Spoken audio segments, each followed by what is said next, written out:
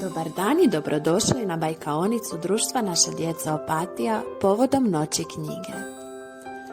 Saznajmo o čemu se u priči radi. Jednom davno, u dalekom gradu, živjela je djevojčica Janja. Janja je bila djevojčica puna ideja i znanja. Janja je obožavala čitati. Čitala je svakojake priče, od bajki do školskih lektira. Svaka knjiga njoj je bila draga i zanimljiva. Jednoga dana Janja je pošla u školu, kad dogodilo se nešto što je sličilo na noćnu moru. Vidite, Janja nije imala prijatelja puno i druga djeca često su je izbjegavala i nisu s njome htjele dodavati se loptom pa ni igrati uno.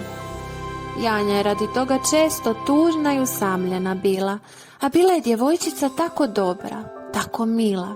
Utjehu je uvijek u omiljenoj knjizi pronalazila. Njena omiljena knjiga bila je o Alisi u zemlji čudesa, koju uvijek je čitala kad padne mrak, ispod zvijezda, uz omiljeno tinjanje krijesa.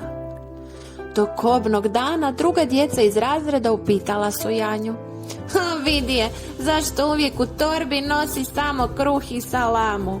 Umjesto da jedeš picu i pomfriti, jedeš uvijek isto. Ajme, mene bi bilo tako sram. Ma dobit ćeš od tog kruha kila 300. I uvijek samo te knjige sa sobom imaš, ni jednog prijatelja nemaš i zato si sama kriva da znaš. I tako obrušila se djeca na Janju, koja uzela je svoju torbu i pobjegla u stan.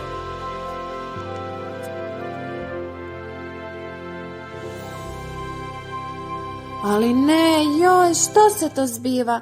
Neki dječak Janjinu knjigu uzeo je i sad je ispod džempera skriva.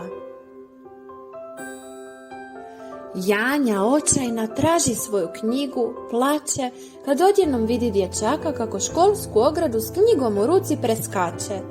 Kradljivče, vrati mi knjigu moju, nabavi si neku drugu, neku svoju. Ali dječak je pojurio.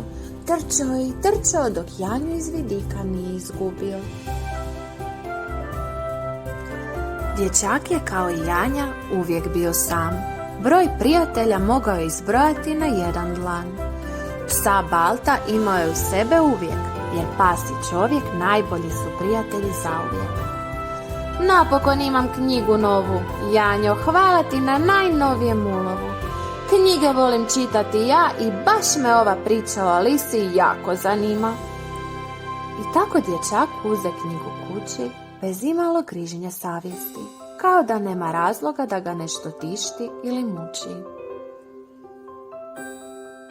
Janja se jadna pojela živa, kako je mogla ostati bez omiljenog štiva. Na putu do kuće primijeti dječaka koji sa sobom njenu knjigu vuče. Sakrije se iza drva jabuke, kako je dječak ne bi spazio, znate. I tako dječak uđe u svoju kuću, a Janja se okrene i krene smišljati plan kako da dječaka iz kuće izmami van. Čeg bi se Alisa dosjetila da je ona umjesto mene u ovoj situaciji bila? I tako Janja smišlja svoj plan, kad odjednom gle, dječak izlazi iz kuće van. Odlazi ispod svog omiljenog drva do kojeg je Janja stigla prva. Legne na travu, otvori knjigu i započne čitati, ne misleći na Janjinu tugu ni brigu. Janja pred njega skoči, a njemu skoro ispale oči. Janjo, što radiš ti ovdje? Zar si me pratila? Kako si došla do ovdje? Imaš nešto što mi je srcu milo i drago, moju knjigu, i ne dam ti je, ova knjiga moje najveće blago.